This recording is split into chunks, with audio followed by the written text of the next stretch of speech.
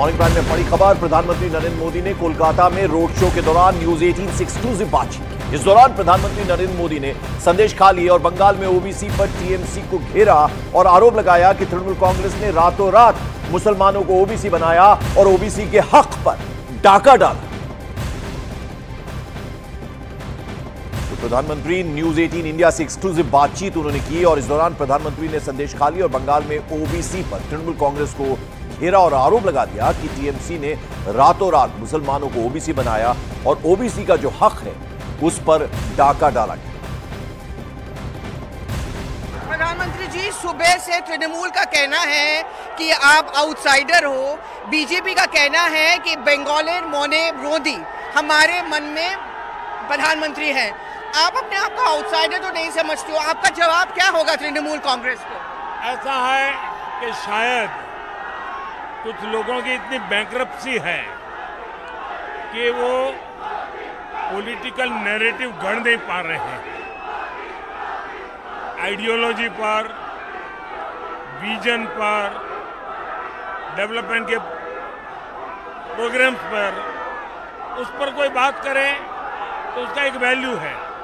जब वो कुछ नहीं होता है तो फिर ऐसी बातें करनी पड़ती है जो किसी भी देशवासी को अपमानित करती है और उनको अंदाज नहीं है कि इसका नुकसान देश में बंगाली समाज को भी होता है। ये कभी नहीं करना चाहिए। इस देश का किसी भी कोने में रहने वाला व्यक्ति, उसके प्रति हमारा वही भाव होना चाहिए। और वैसे तो हम लोग वसुधैव कुटुंबकम वाले हैं, पूरे विश्व को परिवार मानते हैं, तो हमें ये शोभा नहीं देता है। प्रधानमंत्री जी, मैं संदेश खाली से हाल ही में होके आई हूँ और वहाँ पे मैंने बहुत सारी महिलाओं से बात करने की कोशिश की, लेकिन वो कुछ सहमे हुए हैं। उनको उम्मीद है कि वोट से शायद उनको वो मौका मिलेगा बोलने का। आप नारी शक्ति पे बहुत जोर डालते हैं, संदेश खाली को लेके आपको क्या कहना है? मैं बताता हूँ। सबसे पहले तो मैं संदेश खाली के उन सभी बहनों का चरण स्पर्श करता हूँ तो उन्होंने इतनी हिम्मत दिखाई, उन्होंने व्यक्तिगत प्रतिष्ठा की चिंता नहीं की, क्या परिणाम हो गए उसकी चिंता नहीं की, और वो इतने बड़े भयंकर षड्यंत्र को उन्होंने लोगों के सामने उजागर किया। मैंने आज मेरी एक सभा थी, तो बहन रेखा पात्रा जी हमारी उम्मीदवार है, मैंने उसका भाषण सुना, मैं आश्चर्यचकित था जी। क्या एनर्जी थी, क्या आइडियोलॉजी थी, क्या फ्लो था। शायद टीएमसी के पास रेखा पात्रा जैसा भी एक ऑरेटर नहीं होगा। झुग्गी झोपड़ी में पली हुई है, मतलब वो भीतर से उसके दिल की आवाज बोल रही थी। जहां तक बीजेपी का सवाल है, हमने दो दिशाओं में काम किया है। एक, नारी सुरक्षा को ध्यान में रखते हुए कानूनी, जैसे हमने रेप के मामले में फांसी की सजा, उस दिशा में हम लोग गए हैं। उसी प्रकार से हमने आरक्षण की व्यवस्था की महिलाओं के लिए। हम 3 करोड़ लखपति दीदी बनाने के लिए काम कर रहे हैं। हमने घर की मालकिन महिलाओं को बनाया। तो एम्पावरमेंट ऑफ वीमेन एक तरफ वो काम है, दूसरी तरफ हम देश में एक वातावरण, आपको मालूम होगा लाल किले पर तो मेरा पहला भाषण था, मैं बिल्कुल नया था और मैंने एक सवाल पूछा, कोई मुझे बताए कि बेटी अगर शाम को आने से देर हो जाए तो पूरा परिवार पूछता है कहाँ गई थी, क्यों देर से आई, क्या कर रही थी।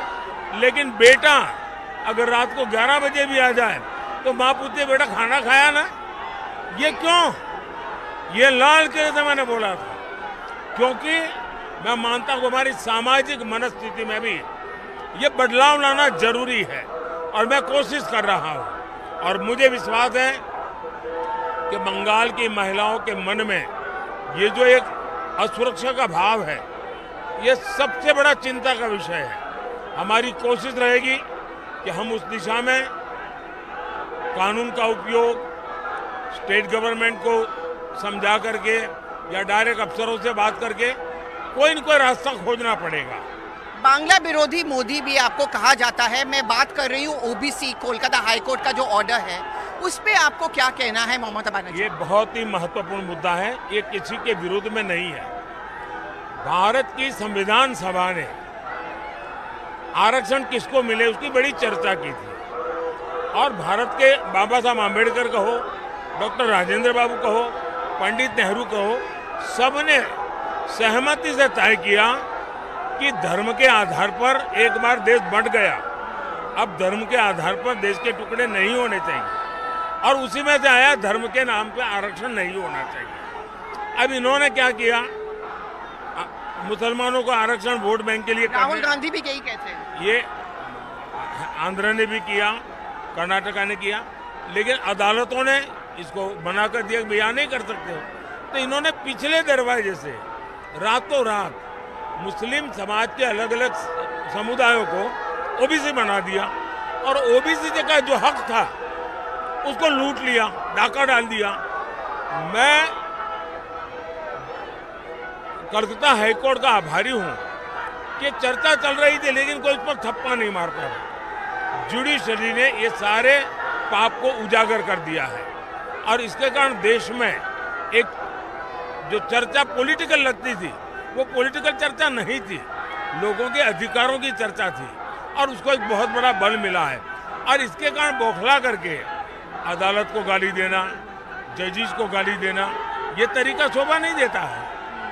प्रधानमंत्री जी, मैं ज़्यादा सब टाइम आपका नहीं लूंगी, मैं जानती हूँ आप और एक सवाल और पूछूंगी। यहाँ पे एक प्रॉब्लम है, शुभेंदु दा भी अक्सर हमें बोलते थे, नौकरियों की। गूगल, अमेजॉन जैसे बड़े इन्वेस्टमेंट कंपनी यहाँ दुकान नहीं खोलना चाहते। बहुत युवाओं ने मुझे ये कहा है, आपका एक सपना है, आपने कहा एक इंटरव्यू में कि तीसरे कार्यकाल में आप इन पे जोर देंगे। बंगाल के लड़कों के और लड़कियों के लिए क्या सपना? देखिए, हिंदुस्तान का इतिहास, पूरे देश को बंगाल ने लीडरशिप दी है। देश की इकोनॉमी को बंगाल ड्राइव करता था। अंग्रेजों का भी मुंह में पानी छूट गया था कोलकाता को लेकर के। पूरी दुनिया पागल होकर के कोलकाता आना चाहती थी। ये महान विरासत है, इस यहाँ के लोगों की टैलेंट, यहाँ के लोगों का सामर्थ्य, यहाँ की भूमि की ताकत, इतनी पैदावार भूमि है, यहाँ के मिनरल्स, यानी एक प्रकार से समृद्धि का भंडार है। लेकिन इन्वेस्टर्स भाग गए क्योंकि पहले लाल झंडे वालों ने बर्बाद करके रख दिया। छुट्टियां, हर दिन हड़ताल, हर दिन हड़ताल। इन्होंने आकर के उसी मॉडल को ले लिया और इन्होंने तो शुरुआत की, कोई इंडस्ट्री ना आए इसकी लड़ाइयां लड़ी। आज एक तरफ आपने इंडस्ट्रियों को भगाया, अब इन्वेस्टर सबमिट कर रही हो तो किसी के गले नहीं उतरता है कि घर आई हुई इंडस्ट्री को आपने लात मार करके भगा दिया। अब आप इन्वेस्टर समिट का नाटक करोगी तो कौन आएगा? आज उत्तर प्रदेश में बहुत बड़ी मात्रा में इन्वेस्टमेंट आ रहा है। क्यों? उन्होंने सुरक्षा का प्रबंध किया, उन्होंने ट्रांसपेरेंसी का प्रबंध किया, उन्होंने ब्यूरोक्रेसी को मोबिलाइज किया। उत्तर प्रदेश जहां पहले आने से लोग डरते थे, आज पूरी कतार खड़ी हो गई है। ये मैं बंगाल में भी देख सकता हूँ। सिर्फ 5 साल के भीतर भीतर एक बार यहाँ की सरकार अपनी आदतें बदले, दुनिया यहाँ आने को तैयार है।